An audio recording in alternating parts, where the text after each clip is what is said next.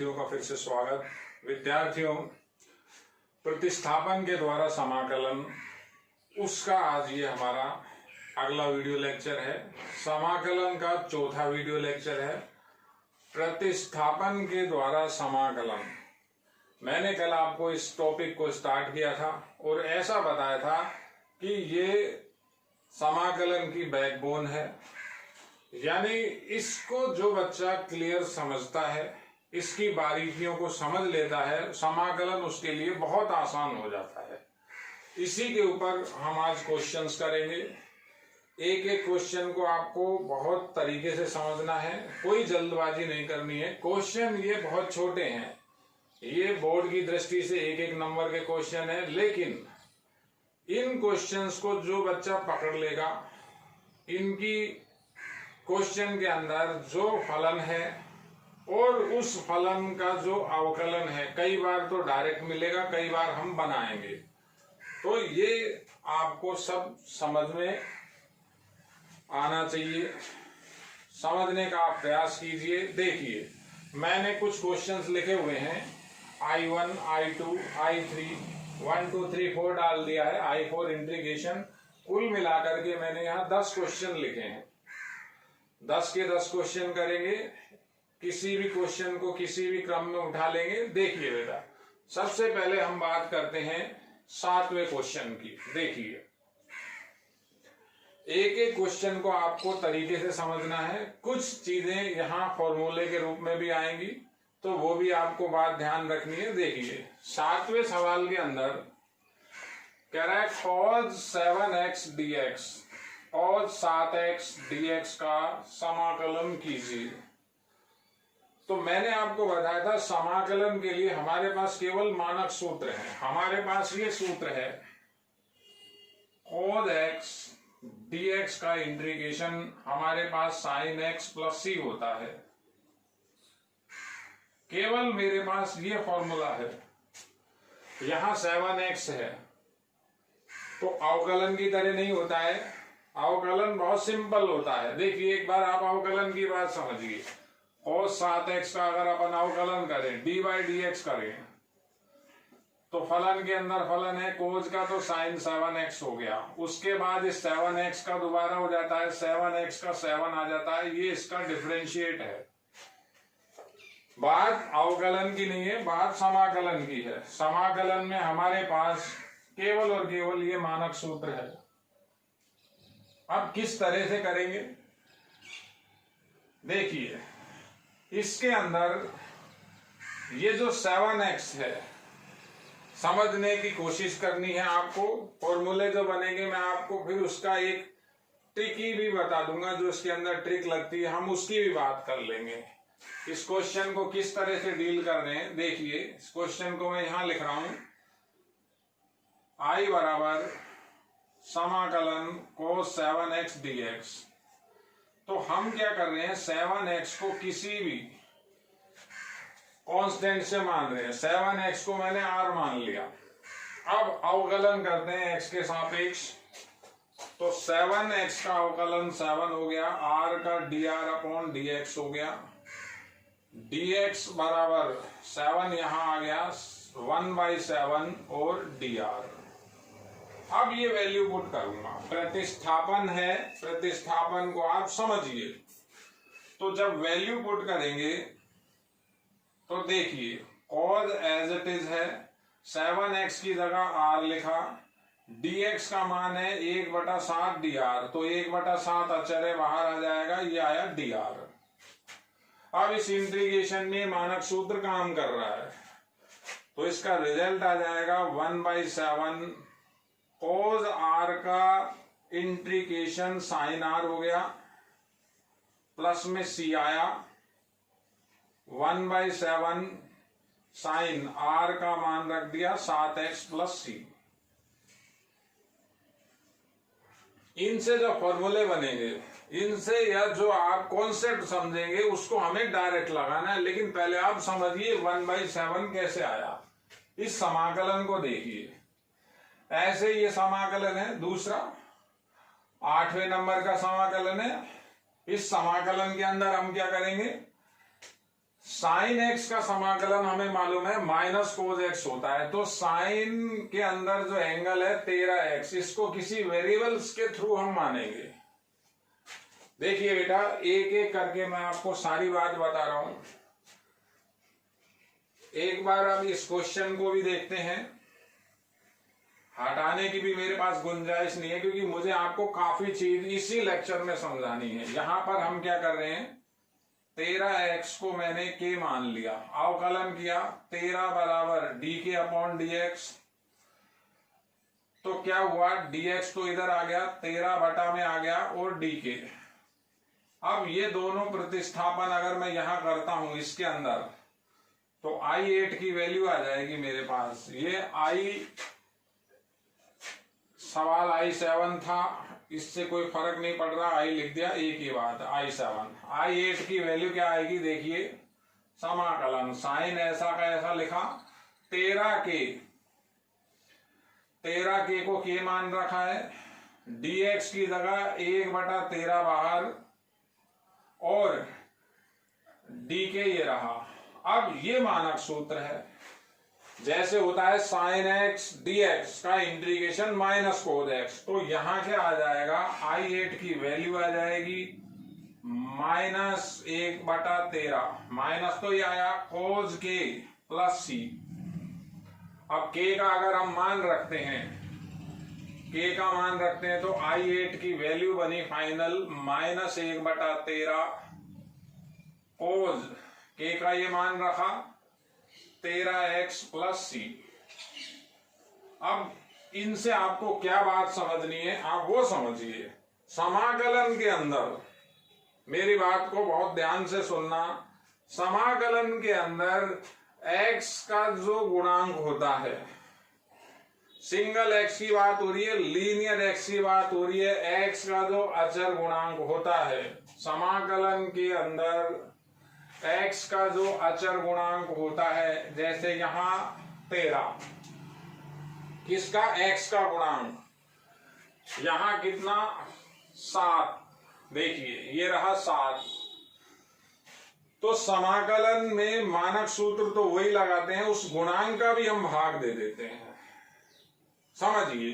अब उसी के बेसिस पे मैं ये दो क्वेश्चन अगर डायरेक्ट करता हूं, क्वेश्चन नंबर 9 और क्वेश्चन नंबर 10, देखिए आप किस तरह से करेंगे। 9 और 10 डायरेक्ट करने हैं, किसी तरह का यहां इन सवालों में प्रतिस्थापन नहीं करना। पहले तो आप बात समझिए, देखिए x का गुणांक 7, x का गुणांक 13, यहां x का गुणांक फिर 13 लिखा हुआ है, यहां x का गुणांक p लिखा हुआ है। किसकी बात हो रही है, लीनियर x की, जिसमें x की घात 1 है। तो कैसे करते हैं इस सवाल को, देखिए I9 का मान आएगा, फॉर्मूला कौन सा लगेगा, समाकलन x की पावर n dx का, मानक सूत्र तो ये लगेगा यहां पर I9 में। देखिए तो इसका जो मानक सूत्र होता है क्या होता है, x की power n+1 upon n+1 plus c। हम इसका इंटीग्रेशन ये लिखते हैं, तो ये लीनियर x है। देखिए x की घात सिंगल है, गुणांक है तो होने दो। तो क्या करेंगे, फॉर्मूला तो ये लगाया, 13x - 5 की पावर 8/8। अब x का गुणांक कितना है, x का गुणांक 13 है, तो 13 का और भाग लग जाएगा, प्लस लगा दिया c। ये इसका इंटीग्रेशन है। अगर आप मान के करोगे तो भी यही रिजल्ट आएगा, मानने का काम हर बार नहीं होगा, ये हमें कहीं ना कहीं काम में लेना है। अगले सवाल को देखते हैं। अगले सवाल के अंदर फिर मानक सूत्र कोज एक्स dx का समाकलन होता है, कोज एक्स और dx का समाकलन साइन एक्स प्लस सी होता है। तो कोज एक्स लिखा हुआ है ये, तो 10वें का आंसर हुआ I10 sine px plus q upon, क्या बताया आपको, x के गुणांक का भाग लगता है। x का गुणांक सिंगल x होना चाहिए, x का गुणांक p है, p का हमने भाग दे दिया प्लस इंटीग्रल कांस्टेंट लगा दिया। देखिए इस तरह से आपको इन तरह के समाकलन को करना है जिसमें x की जो बात है लीनियर हो, रैखिक हो, x रैखिक x मिलना चाहिए, x की घात 1 होनी चाहिए। तो वो क्या करते हैं, हम जो उसका गुणांक होता है उससे डिवाइड कर देते हैं मानक सूत्र लगाने के बाद। इसी के ऊपर मैं आपको दुनिया भर के एग्जाम्पल दे सकता हूं, देखिए समझिए, एग्जाम्पल से पकड़िए, बहुत आसान है। पहले मैंने इसीलिए आपको ये अलग से क्वेश्चन बताए हैं। एक बार फिर बात करता हूं, मैं आपको अलग अलग तरीके के क्वेश्चन लिखता हूं, दुनिया भर के क्वेश्चन लिखूंगा। देखिए e की पावर ax dx। अगला question sine rx dx, sine rx dx। अगला question cos lx plus m dx। अगला क्वेश्चन देखिए, क्वेश्चन दुनिया भर के हैं, ax प्लस b की होल पावर k dx। अगला क्वेश्चन 5x प्लस 1 की होल पावर 3 dx। देखिए अगला क्वेश्चन, ये हर क्वेश्चन आप ये मान के चलिए बोर्ड के अंदर कोई ऐसा ठेका नहीं है, ऐसी कोई ठेकेदारी नहीं है कि बुक से ही क्वेश्चन आएगा। छोटा मोटा क्वेश्चन कहीं से भी वो दे सकता है, तो इनमें कुछ भी नहीं है, बिल्कुल सिंपल है। मैं आपको बात बता रहा हूं, बात को आप समझिए। दुनिया भर के क्वेश्चन है, क्वेश्चंस की कोई कमी नहीं है। क्वेश्चन आप कितने ही बना लीजिए, ये क्वेश्चन लिखे हुए हैं, देखिए ये डायरेक्ट, जिनमें डायरेक्ट फॉर्मूले लगते हैं, जैसे 7 की पावर 5x dx। सूत्र भी बताऊंगा आपको कौन सा तो मानक सूत्र लग रहा है, किस कंडीशन में लग रहा है और क्या रिजल्ट आएगा। देखिए sec square 8x plus 3 dx। समझिए, एक एक चीज को समझिए। अगला question sec px tan px dx। देखिए मैंने आपके लिए 1 2 3 4 5 8 क्वेश्चन लिखे हुए हैं। 8 क्वेश्चन को अपन डायरेक्ट कैसे करेंगे, डायरेक्ट भी करने हैं।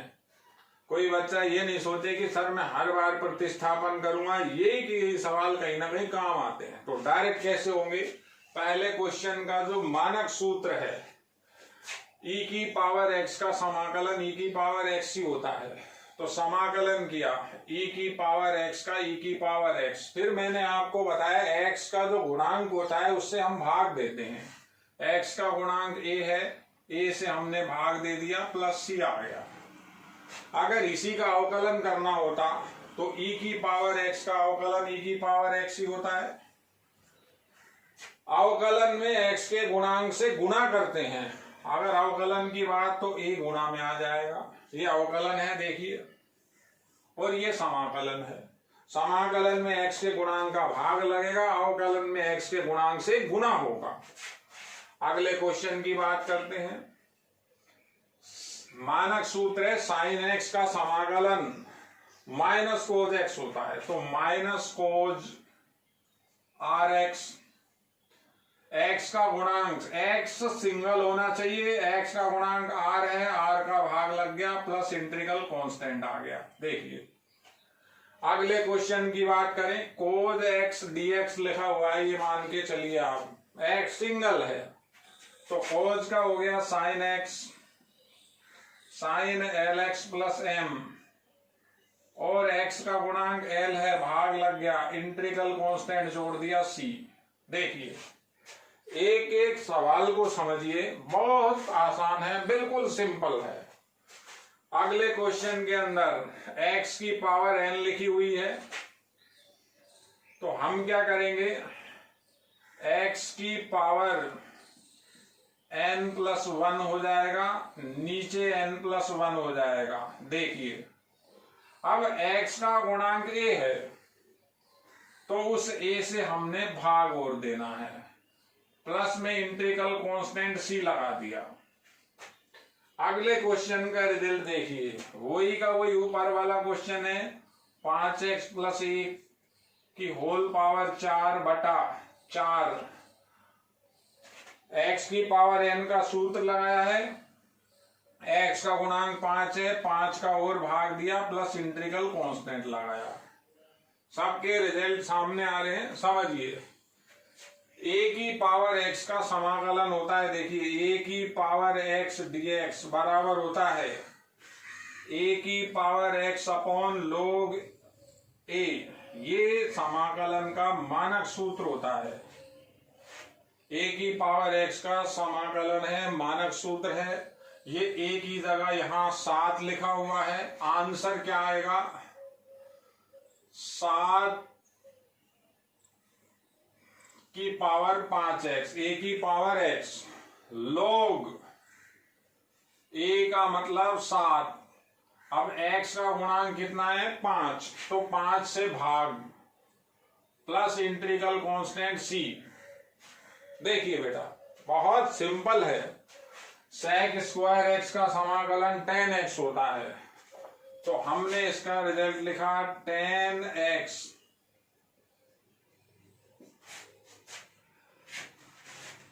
x का गुणांक 8 है, 1/8 यहां लगा दिया, प्लस c, ये इसका आंसर। sec x 10x समाकलन के मानक सूत्रों को देखिए, sec x 10x का समाकलन sec x होता है, तो मानक सूत्र लगाया तो लिखा sec x। अब x का गुणांक दोनों में वही p है, एक बार p का भाग देना है, प्लस आएगा c। देखिए मैंने 1 बाय 1 करके आपको सारे समाकलन बताए हैं, वो समाकलन जिनमें x के गुणांक से भाग दिया जाता है। भाग कब देना है? जब x की घात लीनियर हो और मानक सूत्र हो। तो इस चीज को समझिए एक बार आप।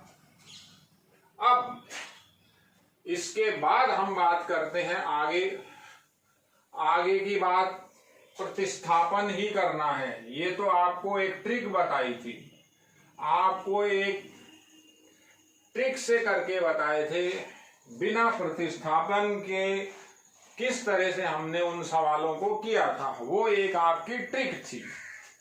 अब पहले क्वेश्चन की बात करें, मैं वही कल वाली बात को रिपीट करता हूं। जिस बच्चे को समाकलन में कमांड करनी है, वो ये चाहता है समाकलन में मुझे कोई दिक्कत नहीं आए, तो सबसे पहले वो यही दिमाग लगाए सवाल देखने के बाद, क्या उसमें fx है।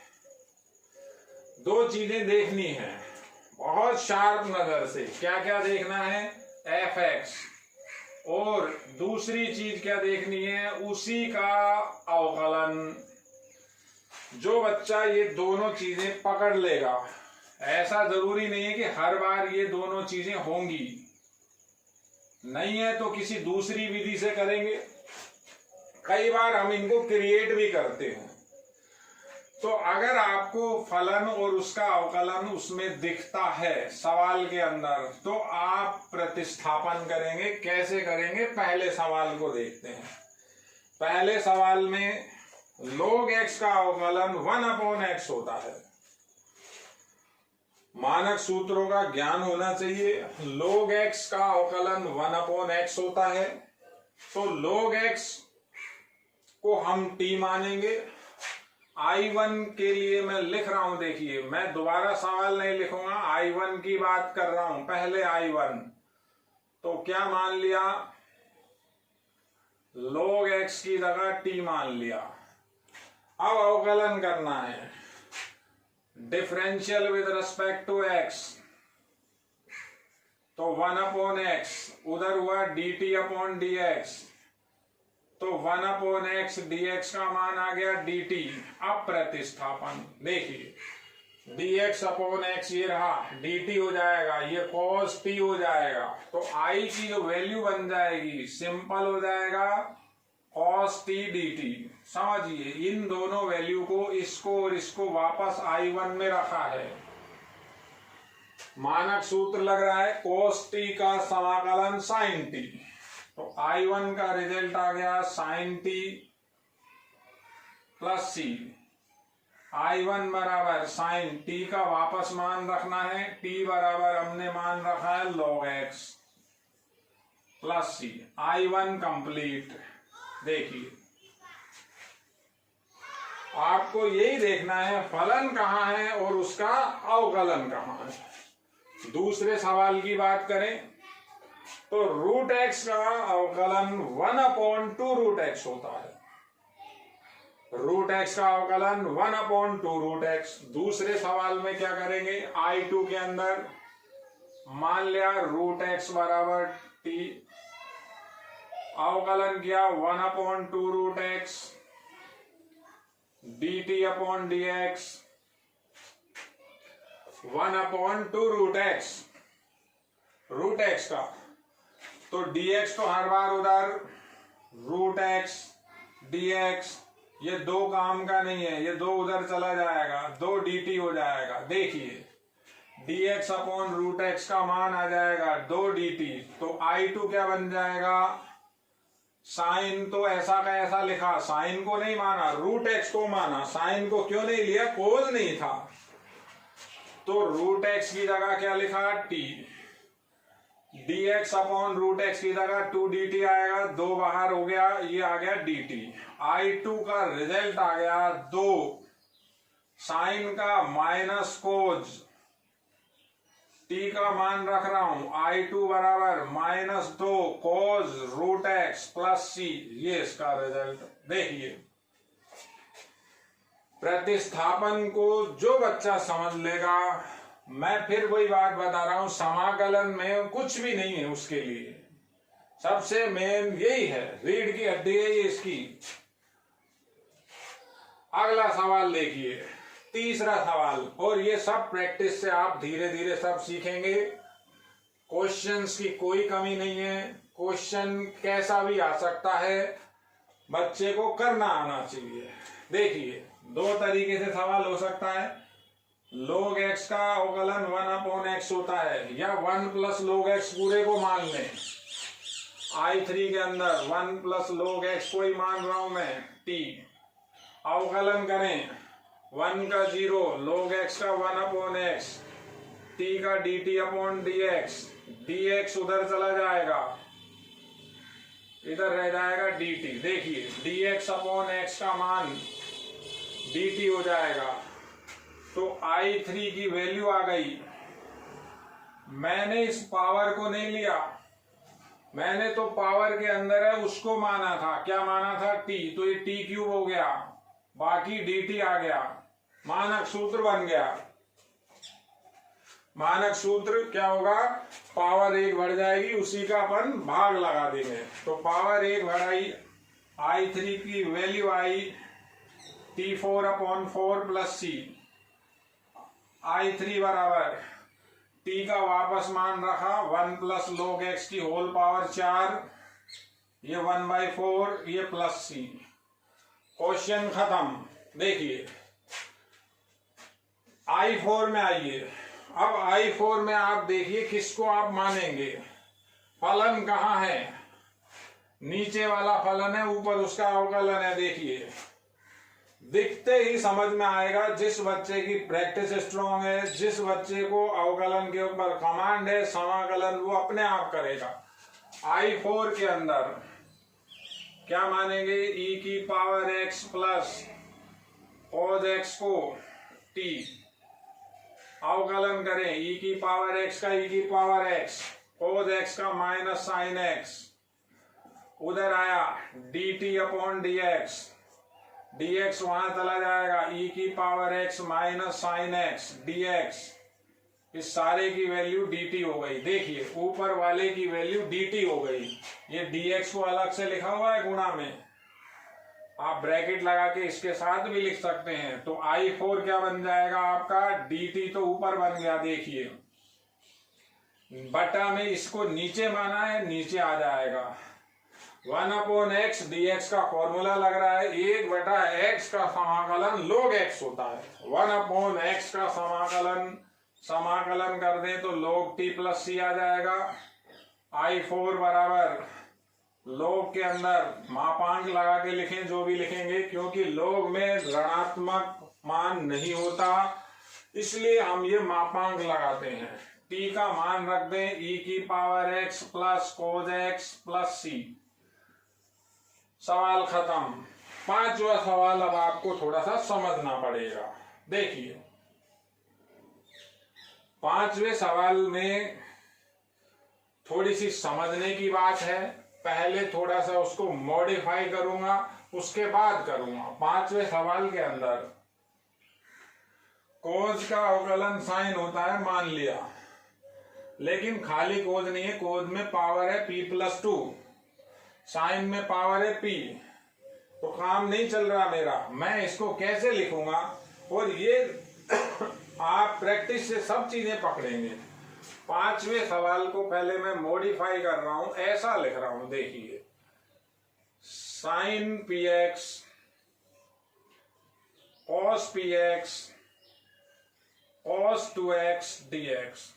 पहले नीचे की जो पावर थी अलग अलग कर ली, आधार बराबर है, घाते जुड़े तो वही हो जाएगा। समझिए बात को, ये दोनों मिलकर के 10 हो गए। I5 का मान आ गया 10 px,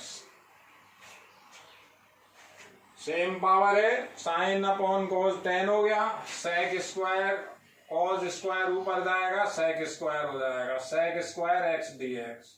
अब देखिए खाली 10 को मानिए, 10x का अवकलन होता है sec स्क्वायर x, काम खत्म। तो क्या माने, 10x को ही मानना है, t अवकलन किया sec square x dx, sec square बराबर dt अपॉन dx। चाहे तो सीधा यहाँ dx यहाँ dt लिख सकते हो, dx हर बार इधर जाएगा, sec स्क्वायर x dx बराबर dt, तो इसका मान तो dt हो गया। देखिए और ये पावर p और आएगी, तो I5 हमारे पास क्या बन गया, 10 को t माना था, t की पावर p हो गई और ये हो गया dt। देखिए अब मानक सूत्र लग रहा है जैसे x की पावर n, तो I5 का रिजल्ट क्या आ गया, t की power p+1 upon p+1 plus c। केवल और केवल ये t का मान यहां रखेंगे, आंसर आ जाएगा। क्या आंसर आएगा, I5 बराबर 10 p+1x upon p+1 plus c। देखिए बेटा और कोई तरीका नहीं है करने का। अगर कोई बच्चा कहता है कि सर मैं यहाँ साइन मान लो, कोस मान लो, ऐसे कर लो वैसे कर लो, कुछ भी नहीं होगा। आप करके देखिए, नहीं बैठेगा वो। प्रैक्टिस है, प्रैक्टिस करवा रहा हूं, आप प्रैक्टिस कीजिए। छठा सवाल, छठे सवाल के अंदर क्या माने, e की पावर x का e की पावर x होता है, तो छठे सवाल में e की पावर और रूट x को हमने t मान लिया। कई बार मानते ही बच्चे को एक शौक सा लगता है कि सर ये क्यों मान लिया, तो बाद में जब रिजल्ट देखोगे तो आपको बात समझ में आएगी। अवकलन करें, e की पावर x का e की पावर x हो गया, रूट x का दोबारा होगा 1/2 रूट x होगा, उधर होगा dt अपॉन dx। देखिए फलन के अंदर फलन था, पहले e की पावर x का किया, फिर पावर का किया, रूट x का किया, 1/2 रूट x। यूं तो e की पावर x का जब हम अवकलन करते हैं e की पावर x आता है, तो x का भी अवकलन होता है, फिर दोबारा x का अवकलन 1 होता है, इसलिए लिखते नहीं है। हर चीज में होता है, साइन x का अवकलन कोस x का भी होगा, फिर जो बचेगा x का फिर 1 होगा, तो लिखते नहीं है। तो यहां तो रूट x था, तो रूट एक्स का 1/2 रूट एक्स, फलन के अंदर फलन था ये। अब जो चीज हमारे काम की क्या चीज देखिए, ये e की पावर x, ये dx ऊपर और ये रूट x, ये तीनों चीजें चाहिए। तो ये तो उधर चला जाएगा, e की power root x dx upon root x, 2 उधर से उधर चला जाएगा, 2 dt। इसका और इसका मान रखना है, वो तीनों का 1 2 3 का ये सिंगल मान है 2 dt। देखिए बेटा मिलाइए, तो मेरे पास I6 की जो वैल्यू बनेगी क्या बन जाएगी, cos तो एज इट इज रहा, cos का तो हमने कुछ किया ही नहीं, e की पावर इस रूट x को मैंने t लिखा है, बाकी का ये तीनों का मान कितना समझ में आया, 2 dt, 2 ये रहा dt ये रहा। तो I6 मेरे पास आ गया 2, cos का समाकलन sin t plus c, t का मान रखना है, काम खत्म, 2 sin t का मान कितना, e की power root x plus c। अगर आप इसका अवकलन करेंगे तो ये पूरा का पूरा फलन आ जाएगा। तो ये कुछ क्वेश्चन मैंने आपको प्रतिस्थापन से समाकलन के बताए बेटा, इनको एक बार आप देखिए, समझिए और इनकी आप प्रैक्टिस कीजिए। आज के वीडियो लेक्चर में इतना ही बेटा, धन्यवाद।